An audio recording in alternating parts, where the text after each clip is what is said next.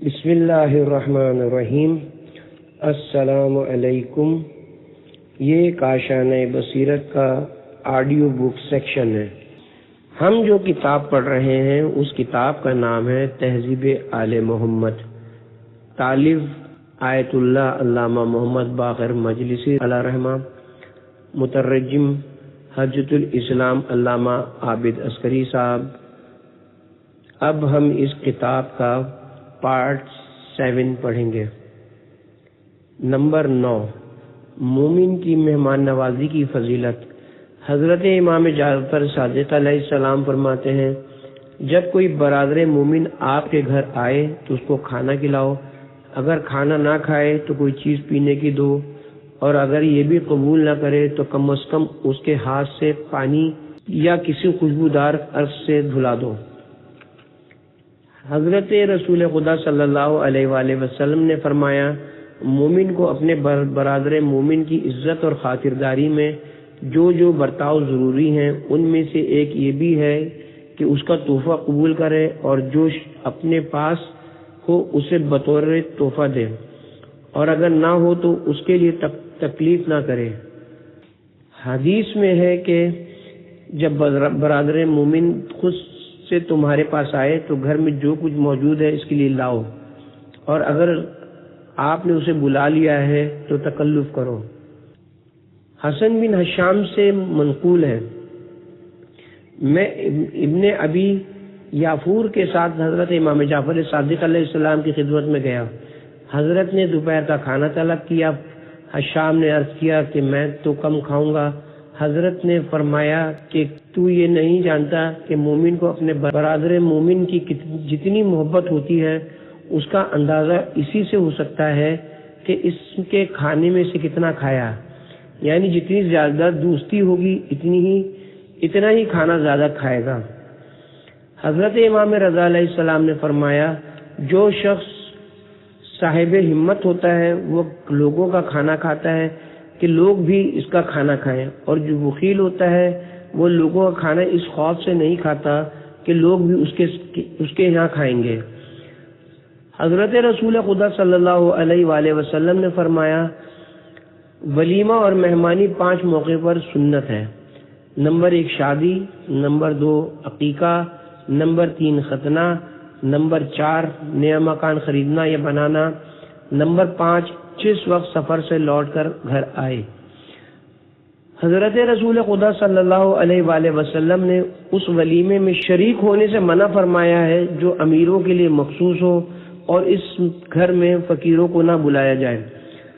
حضرت رسول خدا صلی اللہ علیہ وسلم نے فرمایا کہ مہمانی کی حد 3 دن ہے۔ 3 دن کے مہمان کی جو خاطر مدارت کی جائے وہ صدقہ ہے۔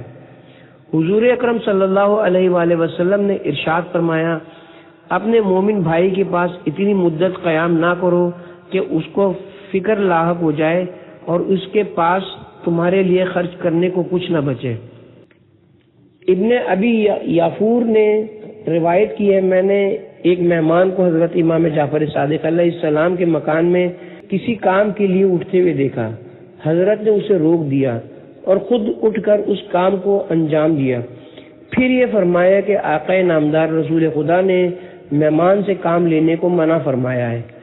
ایک روایت میں حضرت امام رضا علیہ السلام کی خدمت میں ایک مہمان تھا، اس نے چراغ درست کرنے کو اپنا ہاتھ بڑھایا۔ حضرت نے اس کو روک دیا اور خود چراغ درست کر دیا۔ پھر فرمایا کہ ہم اہل بیت اپنے مہمانوں سے کوئی کام نہیں لیتے۔ حضرت امام محمد باقر علیہ السلام سے منقول ہے کہ کمزوری اور سستی میں سے ایک بات یہ بھی ہے کہ کوئی تمہارے ساتھ سلوک کرے اور تم اس کا بدلہ نہ دو، اور مہمان سے کوئی کام لینا خلاف ادب ہے۔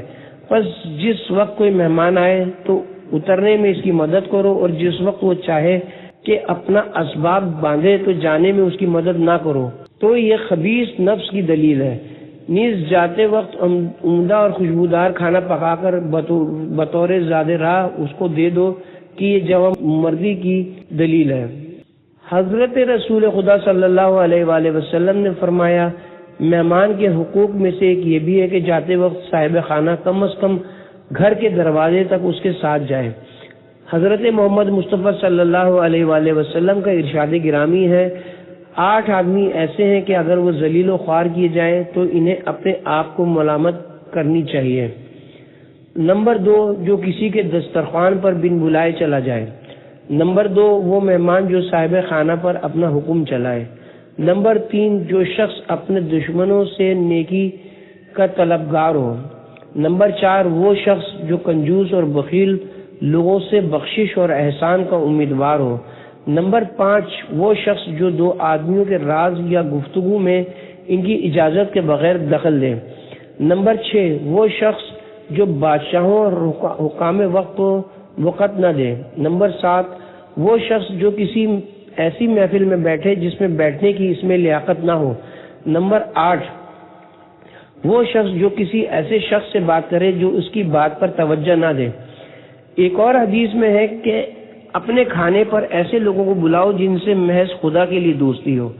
حضرت امام محمد باقر علیہ السلام نے فرمایا، اگر کوئی شخص ایک مومن بھائی کو جس سے صرف خدا کے لیے دوستی رکھتا ہو پیٹ بھر کر کھانا کھلا دے تو وہ میرے نزدیک اس سے بہتر ہے جو 10 مسکینوں کو کھانا کھلائے۔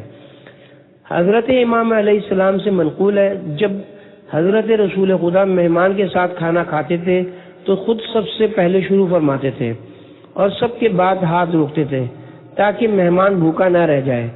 حضور پاک صلی اللہ علیہ وآلہ وسلم کا ارشاد گرامی ہے، جو شخص کسی گروہ کو پانی پلائے اس کو چاہیے کہ خود سب کے بعد پانی پیے۔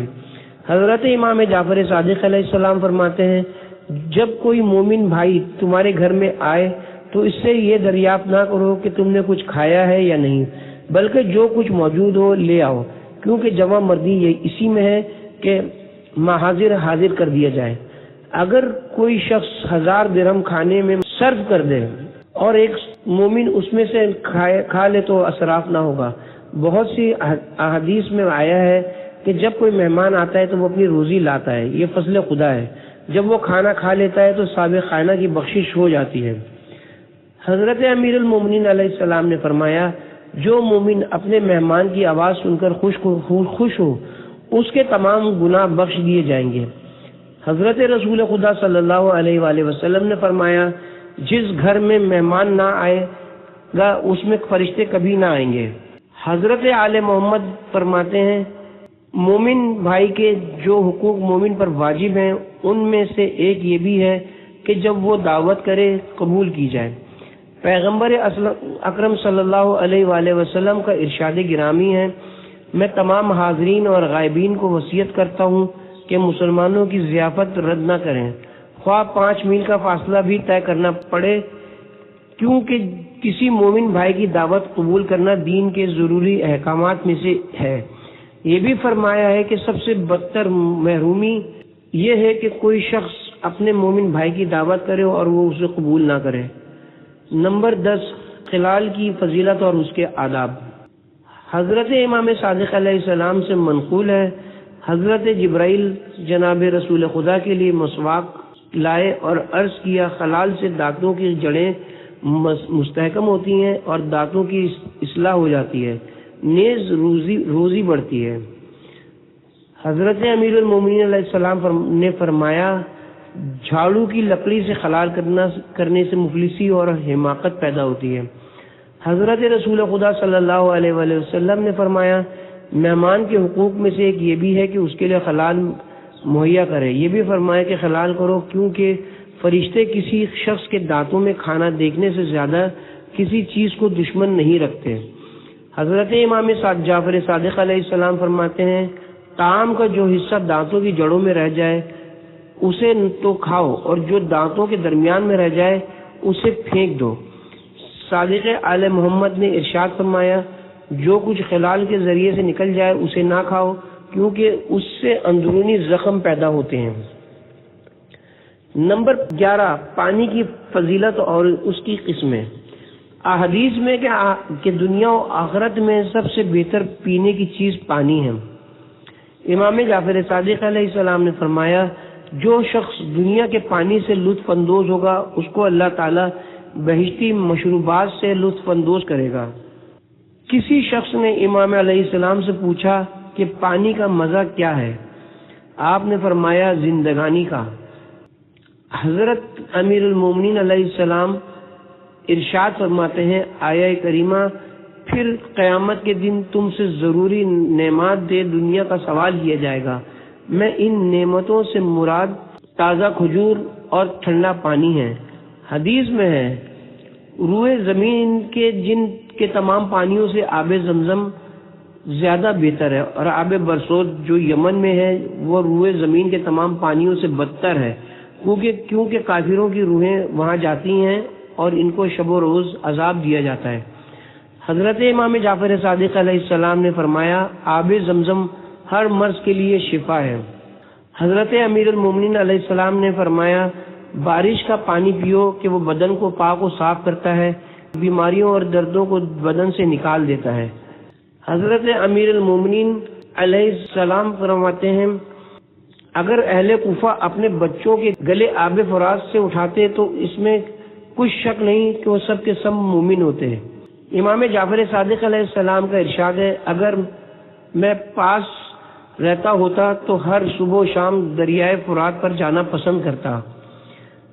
جناب رسول خدا صلی اللہ علیہ وآلہ وسلم کا ارشاد گرامی ہے ان گرم پانیوں سے شفا طلب نہ کرو جو پہاڑوں میں ہوتے ہیں اور جن میں سے گندھک کی بو آتی رہتی ہے۔ یہ بھی فرمائے کہ ان کی گرمی جہنم کی گرمی میں سے ہے۔ حضرت امام حسن اور حضرت امام حسین علیہ السلام نے ارشاد فرمایا کہ ہماری ولایت اور دوستی تمام پانیوں پر پیش کی گئی، جس پانی نے قبول کر لی وہ شیریں و خوشگوار ہو گیا اور جس نے قبول نہیں کی وہ کھاری اور تلخ رہا۔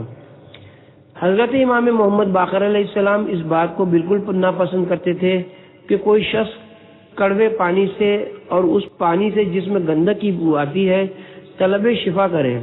یہ بھی فرمایا کرتے تھے کہ حضرت نوح علیہ السلام نے طوفان کے وقت سب پانیوں کو بلایا، سب نے حضرت کا کہنا مانا سوائے کڑوے پانی اور اس پانی کے جس میں گندک کی بو آتی ہے، پس آپ نے ان دونوں پر لعنت کی۔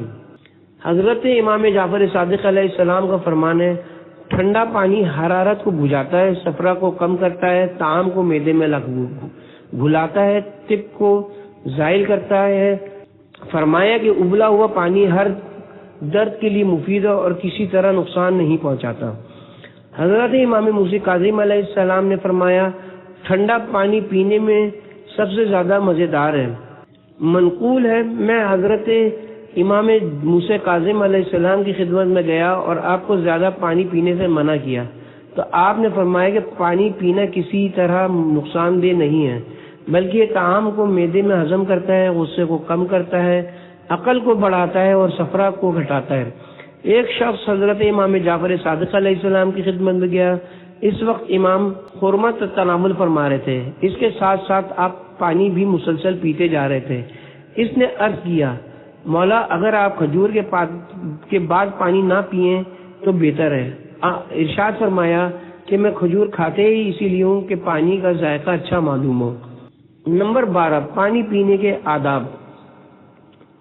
حضرت امام جعفر صادق علیہ السلام فرماتے ہیں جو شخص پانی پی کر حضرت امام حسین علیہ السلام اور ان کے اہل بیت کو یاد کرے اور ان کے قاتلوں پر لعنت کرے تو اللہ تعالیٰ 1,00,000 نیکیاں ان کے نامہ اعمال میں لکھ دے گا اور 1,00,000 گناہ مٹا دے گا اور اس کے لیے 1,00,000 درجے بلند کرے گا۔ اللہ تعالیٰ قیامت کے دن اس کو خوش ہو کر محشور کرے گا، اور اگر پانی پی کر یہ کہا جائے تو بہتر ہے حضرت امام حسین علیہ السلام اور ان کے اہل بیت اور ان کے اصحاب پر اللہ تعالیٰ کا درود ہو اور امام حسین علیہ السلام کے قاتلوں اور دشمنوں پر اللہ کی لعنت ہو۔ حدیث میں ہے کہ اگر کوئی شخص پانی پینے سے پہلے بسم اللہ کہہ لے، پھر ایک گھونٹ پی کر ٹھہر جائے اور پھر بسم اللہ کہہ لے اور پھر پانی پینے کے بعد الحمدللہ، جب تک وہ پانی اس کے پیٹ میں رہے گا اللہ تعالیٰ کی تسبیح کرتا رہے گا اور اس کا ثواب پینے والے کے لیے لکھا جائے گا۔ حضرت امام جعفر صادق علیہ السلام نے فرمایا پانی زیادہ نہ پیو کہ وہ ہر قسم کا درد پیدا ہوتا ہے، اور جب تک درد کی تاب ہو دوا مت کھاؤ۔ حضرت امام رضا علیہ السلام نے فرمایا کھانے پر زیادہ پانی پینا کوئی نقصان نہیں کرتا، لیکن جب معدہ خالی ہو تو زیادہ پانی مت پیو۔ یہ بھی فرمایا کہ اگر کوئی شخص 2 چمچ کھانا کھائے اور اس پر پانی نہ پیے تو مجھے تعجب ہے اس کا معدہ پھٹ کیوں نہیں جاتا۔ بہت سی احادیث میں کہ کھڑے ہو کر پانی پینا افضل ہے اور بہتر ہی ہے کہ 3 وقفے کر کے پیا جائے۔ دن کو کھڑے ہو کر پانی پینا چاہیے اور رات کو بیٹھ کر۔ حضرت صادق آل محمد فرماتے ہیں دن میں کھڑے ہو کر پانی پینا طعام کو ہضم کرتا ہے اور رات کو کھڑے ہو کر پانی پینے سے صفرا کی زیادتی ہوتی ہے۔ ایک اور حدیث میں ہے کہ کھڑے ہو کر پانی پینا قوت بدن اور صحت مند جسم کا باعث ہوتا ہے۔ حضرت امیر المومنین علیہ السلام نے فرمایا رات کے وقت کھڑے ہو کر پانی مت پیو ورنہ اس سے کوئی درد پیدا ہو جائے گا جس کا علاج سوائے اس کے کچھ نہیں کہ خدا آرام دے۔ حضرت امام جعفر صادق علیہ السلام نے ارشاد فرمایا کھڑے ہو کر پانی نہ پیو، کسی قبر کے آس پاس نہ پھرو اور ٹھہرے ہوئے پانی میں پیشاب نہ کیا کرو۔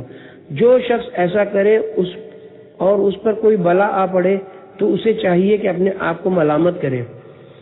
ایک حدیث میں ہے کہ حضرت امام محمد باقر علیہ السلام مٹی کے پیالے میں پانی پیتے تھے۔ رسول خدا صلی اللہ علیہ وآلہ وسلم کا گزر ایسے لوگوں کے پاس ہوا جو پانی سے منہ لگا کر چوپائیوں کی طرح پی رہے تھے۔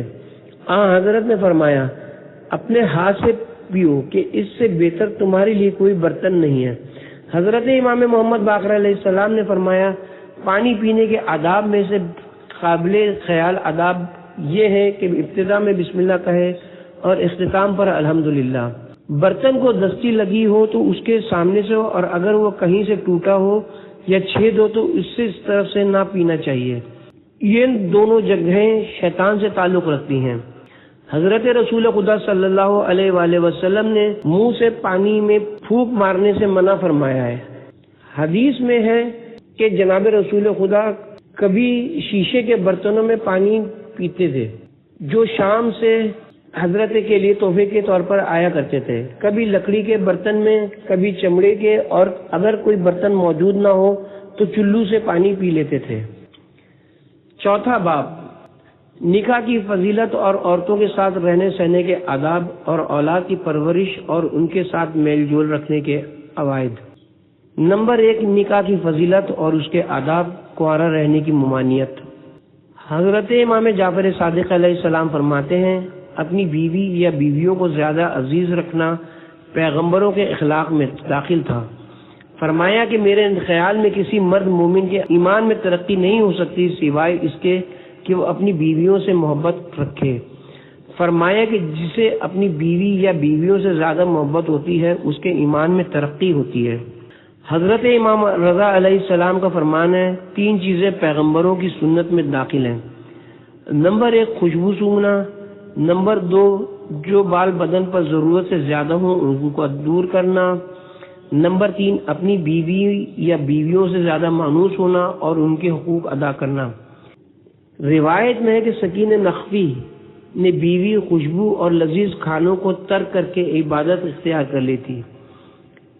اس نے امام جعفر صادق علیہ السلام کی خدمت میں ایک خط لکھا۔ امام نے جواب میں لکھا عورتوں کی نسبت جو تم دریافت کرتے ہو کیا تمہیں نہیں معلوم کہ حضرت رسول خدا کی کتنی ازواج تھیں، اور لذیذ کھانوں کی بابت جو دریافت کرتے ہو خیال کر لو کہ حضرت رسول خدا گوشت اور شہد تک تناول فرمایا کرتے تھے۔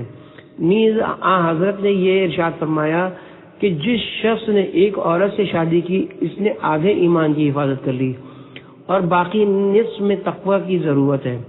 یہ بھی فرمایا کہ تم سب میں سب سے بدتر کنوارے لوگ ہیں۔ یہ بھی فرمایا کہ مومن کو کون سی چیز اس بات سے مانع کرے ہے کہ وہ نکاح کرے، شاید اسے اللہ تعالیٰ ایسا فضل عطا کرے جو زمین کو کلمہ لا الہ الا اللہ سے زینت دے۔ یہ بھی فرمایا ہے کہ جو شخص میری سنت کو دوست رکھتا ہوا ہے اسے چاہیے کہ نکاح کرے، اور جو میری سنت کا پیرو ہے یہ سمجھ لے کہ عورت کا طلب کرنا میری سنت میں داخل ہے۔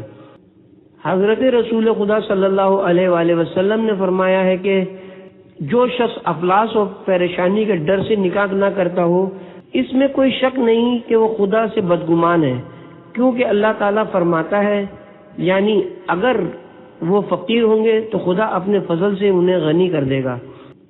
حضرت امام جعفر صادق علیہ السلام سے منقول ہے، عثمان ابن مطعون کی زوجہ حضرت رسول خدا کی خدمت میں آئی اور یہ عرض کی، یا رسول اللہ، عثمان دن بھر روزے رکھتے ہیں، رات بھر نماز پڑھتے ہیں اور میرے پاس نہیں آتے۔ حضرت غضبناک ہو کر عثمان کے پاس تشریف لائے اور ارشاد فرمایا، اے عثمان، خدا نے مجھے رہبانیت کے لیے مابعوث نہیں فرمایا بلکہ دین مبین کے لیے مابعوث کیا ہے۔ میں روزہ بھی رکھتا ہوں، نماز بھی پڑھتا ہوں اور اپنی بیویوں کے حقوق بھی ادا کرتا ہوں۔ جو شخص میرے دین کا خواہشگار ہو اسے چاہیے کہ میری سنت پر عمل بھی کرے، اور جہاں میری اور سنتیں ہیں یہ بھی ہے کہ عورتوں سے نکاح کر کے ان کے حقوق ادا کرے۔ روایت میں ہے کہ 3 عورتیں حضرت رسول خدا کی خدمت میں آئیں۔ ایک نے عرض کیا کہ میرا خاوند گوشت نہیں کھاتا، دوسری نے عرض کیا کہ میرا خاوند خوشبو نہیں سونگھتا، تیسری نے عرض کیا کہ میرا شوہر حق زوجیت ادا نہیں کرتا۔ حضور بیت الشرف سے باہر تشریف لائے اور ناراضگی کے آثار چہرے مبارک سے نمایاں تھے۔ آپ ممبر پر تشریف لے گئے اور حمد و ثناء پروردگار عالم کے بعد یہ ارشاد فرمایا، کیا وجہ ہے کہ میرے اصحاب میں سے ایک گروہ نے گوشت کھانا، خوشبو سونگھنا اور حقوق زوجیت کی ادائیگی ترک کر دی ہے؟ میں خود گوشت کھاتا ہوں، خوشبو بھی سونگھتا ہوں اور اپنی ازواج کے ساتھ شرعی حقوق بھی پورے کرتا ہوں۔ جو شخص میری سنت کے خلاف ہے وہ میری امت سے خارج ہے۔ روایت میں کہ ایک عورت نے رسول خدا صلی اللہ علیہ وآلہ وسلم کی خدمت میں حاضر کو کر شکایت کی کہ میرا شوہر میرے پاس نہیں آتا۔ رسول خدا نے فرمایا کہ تو نے اپنے آپ کو خوشبو سے معطر کیا تھا؟ اس نے عرض کی، جی ہاں، لیکن میرا شوہر مجھ سے دور رہا۔ رسول خدا نے فرمایا، اگر اسے حقوق زوجیت کے ادا کرنے کے ثواب کے بارے میں معلوم ہوتا تو وہ ہرگز ایسا نہ کرتا۔ پھر ارشاد فرمایا کہ اگر وہ تیری طرف متوجہ ہوگا تو فرشتے اس کو مہیت کر لیں گے اور اسے اتنا ثواب ملے گا گویا تلوار کھینچ کر خدا کی راہ میں جہاد کیا ہے۔ اور جس وقت وہ تمہارے شرعی حقوق ادا کرے گا اس کے گناہ اس طرح جھڑ جائیں گے جیسے موسم خزاں میں پتے جھڑ جاتے ہیں، اور جس وقت غسل کرے گا تو کوئی گناہ اس کے ذمہ باقی نہ رہے گا۔ حضرت امام جعفر صادق علیہ السلام نے فرمایا، عیال دار کی 2 رکعت نماز کنوارے شخص کی 70 رکعتوں سے بہتر ہے۔ نمبر 2، عورتوں کی قسمیں اور ان میں سے کچھ اچھی اور بری کون کون سی ہیں؟ حضرت امام جعفر صادق علیہ السلام فرماتے ہیں، عورت اس گلوبند کی مانند ہے جو تم اپنی گردن میں باندھتے ہو، اور یہ دیکھ لینا تمہارا کام ہے کیسا گلوبند تم اپنے لیے پسند کرتے ہو۔ فرمایا کہ پاک دامن اور بدکار عورت کسی طرح برابر نہیں ہو سکتی۔ پاک دامن کی قدر و قیمت سونے چاندی سے کہیں زیادہ ہے، بلکہ سونا چاندی کی اس کے پاس کوئی حیثیت نہیں ہے، اور بدکار عورت خاک کے برابر بھی نہیں، بلکہ خاک اس سے بھی کہیں بہتر ہے۔ اور میرے جد امجد حضرت رسول خدا نے فرمایا کہ اپنی بیٹی کا اپنے جیسے خاندان میں رشتہ کرو اور اپنے جیسے خاندان سے رشتہ لو۔ اگر کوئی شخص اپنی شادی کرنا چاہے تو ایسی خاتون سے شادی کرے جو اس کے لیے موزوں ہو تاکہ اس سے لائق فرزند پیدا ہو۔ حضرت امام جعفر صادق علیہ السلام نے فرمایا، جو شخص مال و حسن و جمال کے لیے نکاح کرے گا وہ دونوں سے محروم رہے گا، اور جو شخص پرہیزگاری اور دین کے لیے نکاح کرے گا اللہ اس کو مال بھی دے گا اور جمال بھی۔ حضور اکرم صلی اللہ علیہ وآلہ وسلم کا ارشاد گرامی ہے، جو چھوٹے بچے مر جاتے ہیں وہ عرش الہی کے نیچے اپنے والدین کے لیے طلب مغفرت کیا کرتے ہیں، اور مشک و عنبر اور زعفران کے پہاڑ پر حضرت سارہ ان کی پرورش میں مشغول ہیں، اور حضرت ابراہیم علیہ السلام ان کی نگہبانی میں۔ حضرت امیر المومنین علیہ السلام فرماتے ہیں، جس عورت کی خواستگاری کی جائے اس میں یہ صفتیں ہونی چاہیے: رنگ گندمی، پیشانی فراخ، آنکھیں سیاہ، میانہ قد اور متناسب اعضاء۔ اگر کسی کو ایسی عورت میسر آئے تو وہ اس کا خواستگار ہو۔ حضرت امام رضا علیہ السلام ارشاد فرماتے ہیں خوبصورت عورت مرد کی خوش نصیبی کی دلیل ہے۔ حضرت امام جعفر صادق علیہ السلام فرماتے ہیں جس وقت تم کسی خاتون کی خواستگاری کرو تو اس کے بالوں کی نسبت دریافت کر لو، کیونکہ بالوں کی خوبصورتی نصف حسن ہے۔ حضرت رسول خدا صلی اللہ علیہ وآلہ وسلم کا ارشاد گرامی ہے تمہاری عورتوں میں سب سے بہتر وہ ہے جس کے اولاد زیادہ پیدا ہوتی ہو، اپنے شوہر کی خیر خواہ ہو اور صاحب عفت ہو، اپنے اعضاء و اقربا میں عزت رکھتی ہو، اپنے شوہر کے لیے بناؤ سنگار کرے اور اس سے خوش اخلاقی سے پیش آئے، غیروں سے شرم کرتی ہو اور اپنی پاک دامنی کا خیال کرے، شوہر کا کہنا سنے اور اس کے حکم کو مانے، اور جب شوہر اس سے اپنا شرعی حق طلب کرے تو وہ کوئی اعتراض نہ کرے۔ اس کے بعد فرمایا تمہاری عورتوں میں سب سے بدتر وہ ہے جو اپنی قوم میں ذلیل ہو اور اپنے شوہر پر مسلط، بچے نہ جنتی ہو، کینہ رکھتی ہو، بدکاری کی پرواہ نہ کرے، جب شوہر موجود ہو تو دوسروں کو دکھانے کے لیے بناؤ سنگار کرے، جب شوہر گھر آ جائے پردہ نشین بن کر اس کی بات نہ سنے، اس کی اطاعت نہ کرے، اور جب شوہر اس سے خلوت کرے تو اس سے بد اخلاقی سے پیش آئے۔ ایک شخص حضرت رسول خدا کی خدمت میں حاضر ہوا اور عرض کیا میری زوجہ اس قسم کی ہے، جب گھر میں آتا ہوں تو میرا استقبال کرتی ہے، جب باہر نکلتا ہوں تو دروازے تک پہنچاتی ہے، جب مجھے غمگین دیکھتی ہے تو دریافت کرتی ہے کہ کیا فکر ہے، اور کہتی ہے کہ اگر فکر معاش ہے تو خدا تمہاری اور سب بندوں کی روزی کا کفیل ہے، اور اگر آخرت کی فکر ہے تو خدا اس فکر کو اور زیادہ کرے۔ حضرت نے فرمایا یہ عورت انتہائی خوش نصیب عورتوں میں ہے، جتنا اجر کسی شہید کو مل سکتا ہے اس سے نصف اسے ملے گا۔ حضور اکرم صلی اللہ علیہ وآلہ وسلم نے ارشاد فرمایا میری امت میں سے بہتر عورت وہ ہے جس کا حسن سب سے زیادہ ہو اور مہر سب سے کم ہو۔ حضرت رسول اکرم صلی اللہ علیہ وآلہ وسلم ارشاد فرماتے ہیں عورتوں میں سب سے بہتر قریش کی عورتیں ہیں کہ وہ اپنے اپنے شوہروں کے لیے دیگر تمام قبیلوں کی عورتوں سے زیادہ مہربان اور اپنی اولاد کے لیے سب سے زیادہ رحیم اور اپنے اپنے شوہروں کی ہر لحاظ سے اطاعت کرتی ہیں اور غیروں کے مقابلے میں پاک دامنی کا مظاہرہ کرتی ہیں۔ اس زمانے میں زنانِ قریش کی مصداق سیدانیاں ہیں۔ حضرت امام محمد باقر علیہ السلام سے منقول ہے بنی اسرائیل میں ایک شخص بڑا عقل مند اور صاحب ثروت تھا، اس کا ایک بیٹا ایک ایسی زوجہ سے تھا جو عفیفہ اور نیک تھی۔ یہ لڑکا شکل و صورت میں اپنے باپ سے بہت مشابہ تھا اور دو بیٹے دوسری بیوی سے تھے جو صاحب عفت نہ تھی۔ جب اس کی وفات کا وقت ہوا تو بیٹوں سے یہ کہہ کر مرا کہ میرا کل مال تم میں سے ایک کا ہے۔ اب ہر ایک دعوے دار تھا کہ میرا مال میرا ہے۔ آخر مقدمہ قاضی کے پاس گیا۔ قاضی نے کہا کہ فیصلے سے پہلے ان تینوں بھائیوں کے پاس جاؤ جو عقل میں بہت مشہور ہیں۔ حزب الحکم پہلے ان میں سے ایک کے پاس گیا۔ یہ ایک بوڑھا آدمی تھا، اس نے کہہ دیا کہ میرے فلاں بھائی کے پاس جاؤ جو مجھ سے بڑا ہے۔ چنانچہ اس کے پاس گیا، اسے ادھیڑ عمر کا پایا۔ اس نے کہا مجھ سے جو بڑا ہے بھائی ہے اس کے پاس جاؤ۔ جب اس کے پاس پہنچے تو اسے جوان پایا۔ بس اتنا حال بیان کرنے سے پہلے اس سے یہ سوال کیا کہ تمہارا چھوٹا بھائی کس وجہ سے بوڑھا ہو گیا اور تم جو سب سے بڑے ہو جوان ہو؟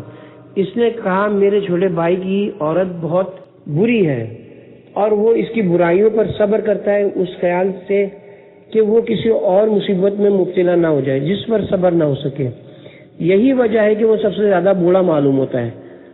رہا دوسرا بھائی، اس کی عورت ایسی ہے کہ جو کبھی اسے خوشحال رکھتی ہے اور کبھی رنجیدہ، اس وجہ سے وہ ادھیڑ ہے، اور میری عورت مجھے ہمیشہ خوش رکھتی ہے اور کبھی پریشان نہیں کرتی، یہی وجہ ہے کہ میں جوان ہوں۔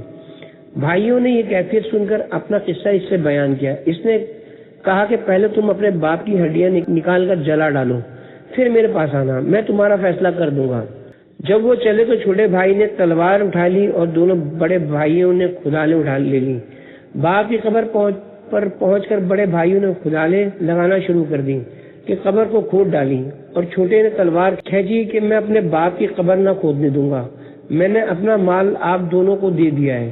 پھر مقدمہ قاضی کے پاس گیا۔ قاضی نے تمام مال چھوٹے بھائی کو دلوا دیا اور بڑوں سے کہہ دیا کہ تم بھی اگر اس مرحوم کی اولاد ہوتے تو جس طرح چھوٹے بیٹے کی طرح محبت فرزندی جس نے باپ کی ہڈیاں کھودنے اور جلانے سے منع کیا ہے تمہیں بھی روکتی۔